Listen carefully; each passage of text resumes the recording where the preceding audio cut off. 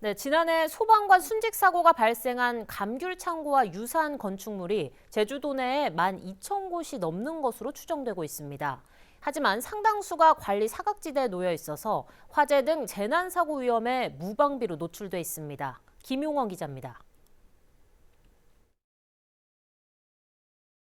화염 속에서 길이 13m, 무게 9톤의 창고 콘크리트 처마가 무너집니다.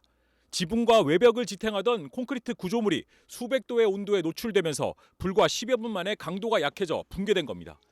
수직으로 추락한 게 아니라 한쪽으로 쏠리면서 창고에서 1.8m 떨어진 곳에서 불을 끄던 소방관이 변을 당했습니다. 이 방리가 되는 부분들이 오래된 건물일수록 그 범위가 넓고요. 그래서 강도가 약하다 보니까 그에 대해서 사람이 다칠 수 있는 개연성이 아주 큽니다. 그러니까 화재가 난 부위도 예측할 수가 없어요. 원래 출발 자체가. 왜냐하면 지금같이 튼튼하게 짓지 않았을 가능성이 크니까. 감귤 창고 등으로 쓰이는 이런 건축물들은 제주에서 쉽게 볼 수 있습니다. 기둥이나 철근 없이 콘크리트와 돌로 쌓은 외벽 위에 목재나 함석으로 지붕을 올리고 콘크리트 처마 등으로 마감한 형태입니다. 현장에서 확인한 창고 대부분은 외벽에 금이가 있거나 지붕 일부는 이미 허물어져 금방이라도 무너질 것처럼 위태롭습니다. 벽체에 콘크리트를 2중, 3중으로 덧댄 기형적인 구조물도 있습니다. 우후죽순 생겨난 이 같은 창고는 내부에서 화재가 발생하면 열이 쉽게 빠져나가지 못하고 지붕부터 먼저 붕괴됩니다. 300도 이상의 열이 가해질 경우 급격한 온도차로 인해 콘크리트 구조물이 떨어지는 방리 현상이 발생할 수 있습니다.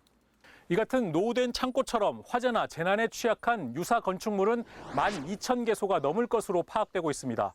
하지만 지금까지 위험 시설물에 대한 제대로 된 안전 진단이나 실태 파악은 이뤄지지 않았습니다.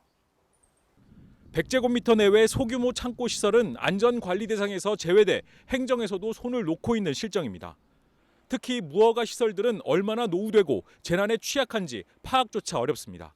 네, 그런 소규모 건축물에 대한 법은 따로 정해져 있는 게 없어서 그건 건축주가 스스로 해야 되는 거예요.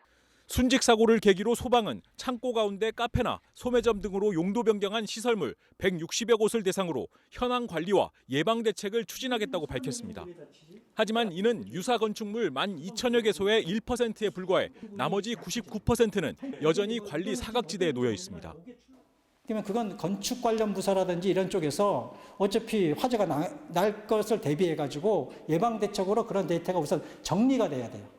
정리가 되면 소방에서 우선 뭐 그걸 어떻게 활용할 것인가 그건 차후 문제죠. 그 정도까지만 해도 진일보한 거니까 제가 봤을 때. 소방관 순직 사고를 계기로 노후 창고 같은 위험 시설물 재난에 대비한 대응 시스템 마련이 시급해 보입니다. KCTV 뉴스 김용원입니다.